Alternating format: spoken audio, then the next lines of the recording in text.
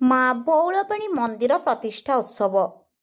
ବାଲେଶ୍ୱର ଜିଲ୍ଲାର ସଦର ବ୍ଲକ ଅନ୍ତର୍ଗତ ସିନ୍ଧିଆ ପଞ୍ଚାୟତ ଦୁମୁରିଆ ଗାଁରେ ମା ବଉଳବେଣୀ ମନ୍ଦିର ପ୍ରତିଷ୍ଠା ମହା ଆଡମ୍ବରରେ ପାଳିତ ହୋଇଯାଇଛି। ସ୍ଥାନୀୟ ଗୋପୀନାଥପୁର ପଞ୍ଚାୟତ ମନିକୁଲା ଗ୍ରାମର ସମାଜସେବୀ ସୁଦର୍ଶନ ବିଶ୍ୱାଳଙ୍କ ପ୍ରତ୍ୟକ୍ଷ ତତ୍ତ୍ୱାବଧାନରେ ମାଙ୍କ ମନ୍ଦିର ପ୍ରତିଷ୍ଠା ହୋଇଥିଲା। ଏହି ପ୍ରତିଷ୍ଠା ଉତ୍ସବ 2 ଦିନ ଧରି ଚାଲିଥିଲା।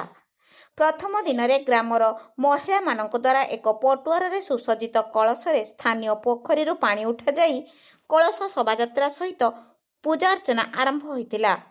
2 ଦିନ ଧରି ଭଜନ କୀର୍ତ୍ତନରେ ପ୍ରକମ୍ପିତ ହୋଇ ଉଠିଥିଲା ମନ୍ଦିର ପରିବେଶ। ବିଭିନ୍ନ ଅଞ୍ଚଳରୁ ଶତାଧିକ ଶ୍ରଦ୍ଧାଳୁ ଭକ୍ତଙ୍କ ସମାଗମ ହୋଇଥିଲା। ସମସ୍ତ ଭକ୍ତଙ୍କ ପାଇଁ ପ୍ରସାଦର ବ୍ୟବସ୍ଥା କରାଯାଇଥିଲା। ଭକ୍ତମାନେ ମାଙ୍କ ପ୍ରସାଦ ସେବନ କରି ଖୁବ୍ ଆନନ୍ଦିତ ହୋଇଥିଲେ।